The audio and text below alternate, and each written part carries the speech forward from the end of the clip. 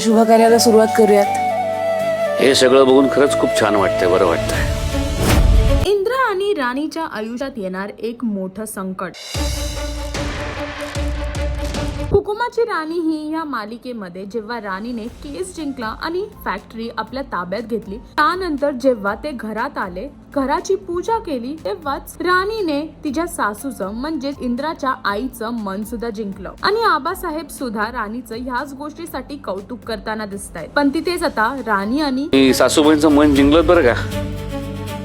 तू गेलं